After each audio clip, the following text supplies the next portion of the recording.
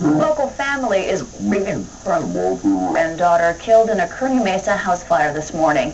Investigators say the home had no working smoke alarm. The fire trapped the 70-year-old mother and 50-year-old daughter inside. A family member tried to save them but couldn't. Investigators believe the fire was started by a cigarette dropped in a chair.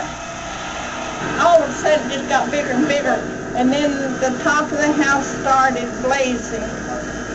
And then during the smoke, there was like an explosion.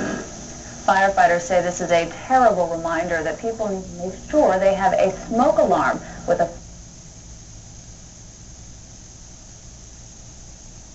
PR, but she died.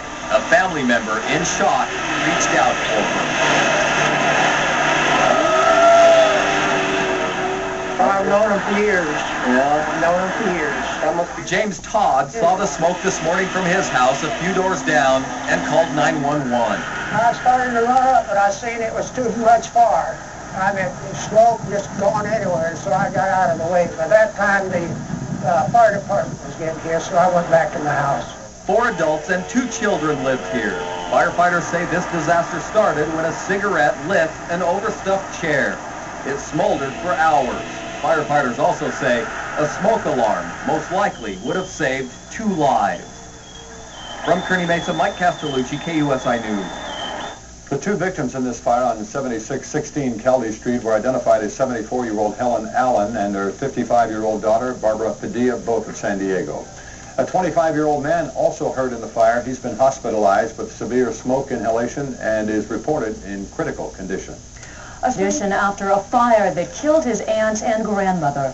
55-year-old Barbara Padilla and 74-year-old Helen Allen died in the blaze in the 7000 block of Caldey Place in Kearney Mesa. Firefighters say a smoldering cigarette in a chair sparked the early morning fire.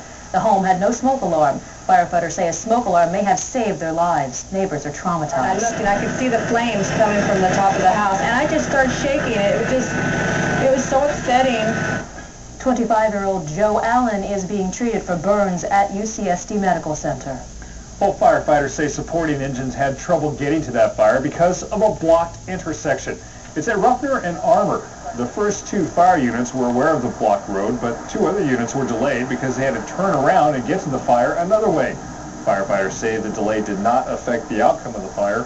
Residents say the blockage is in place to prevent drivers from using the area as a shortcut to the freeway during rush hour. Daughter who died as their house burned around them.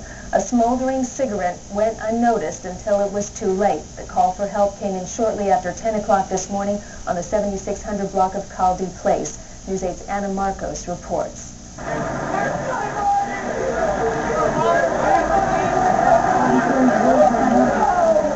The smoke hadn't even cleared yet, but relatives were already finding out not everyone made it out alive at the house on Caldey Place. Crews say 3 people were in the home when the fire broke out this morning. They found 55-year-old Barbara Padilla lying in the front hallway and her mother, 74-year-old Helen Allen, in a front bedroom. Neither survived the severe burns and smoke inhalation from a fire that crews say may have been smoldering for hours. 2 dogs in the house also died. A 3rd relative living in the garage tried to rescue the women and failed. His injuries were minor, but he was suffering from severe shock. Crews believe the fire was set off hours earlier by a burning cigarette on a couch. Smoke detectors would have saved these people's lives because the smoke detector would have sounded the alarm, would have alerted them that they needed to get outside. And then the other precaution, like I said, would be a deep ashtray would be a good thing to have for a smoker. Grieving friends and neighbors couldn't do much but stand by. Some had even tried to save their neighbor's home with a garden hose. These are my old-time neighbors. You know, we've been neighbors since 1968. We smelled something burning, then we looked out the window, then I just ran out here, got the hose, and started spraying the house. It was too big? Yeah. The fire started coming from the back. You couldn't see anything. It was all black. This unit and another one made it to the scene without any problems, but 2 other units and the battalion chief saw a delay when they hit a roadblock at Armour and Ruffner.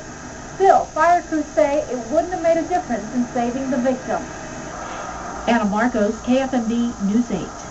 As you heard firefighters say, two tragic mistakes made the difference between life and death here, leaving a lit cigarette lying around and not having a working smoke detector. The Red Cross is now assisting the other family members. Her old daughter, Barbara Padilla, died along with their two dogs. Fire investigators say there were no smoke detectors that might have alerted the family. Relatives were storing belongings and staying at the house, but were not inside at the time. They're now being lodged by the Red Cross at a nearby motel. Today, the extended family and friends sifted through the debris in hopes of salvaging valuables and keepsakes. Loving, giving person. I hope that people give to the family and remember her, in that way, because everybody needs help at this time. Helen Allen's 25-year-old grandson, Joe, is hospitalized for smoke inhalation after trying to save his grandmother and aunt. At 5, we'll hear from family members about the bonds that kept them so close to home. California didn't die along with the mother and daughter who did. Members of two other families were house guests while going through transitions. Well, tonight, they're homeless with not much more than what they're wearing. Jojo broke both the windows trying to get in the house. The fire was too bad. My sister lived in here, and they found her right here. She was trying to get out. There's no finger pointing over who might have left the smoldering cigarette that set a couch on fire. They all smoked around Helen Allen's house on Caldy Place. She'd lived there since 1960, and long before her eldest daughter, Barbara Padilla, moved in. It had become a homey haven for whichever relative or friend needed a helping hand. She was always have food, just let us come in, and she would help us out in any way she can. And unfortunately now, we're going to need help. Two of Helen's children had family members staying and storing their belongings here. They weren't inside when Helen and Barbara lost their lives. What is this? Home school in charge of all your textbooks. The Red Cross is putting them up at a motel.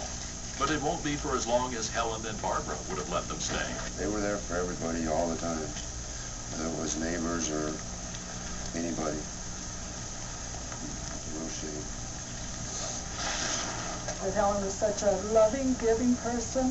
I hope that people give to the family and remember her, in that way. Because everybody needs help at this time. Gutted though it may be, the place is full of people. I'm doing okay. There's been a lot of family and neighbor support, and I have God, and He's in my church, so I'm doing okay. I'm holding up. And they're all holding together. Well, in the meantime, Helen's 25-year-old grandson, Joe, is in critical condition at UCSD's burn center with seared lungs after him trying to save his grandmother and aunt. The women's two dogs also died in the fire. Relatives will be setting up a relief fund for the family members who have been displaced. Truly a sad story. Thanks, Dean. We're still ahead of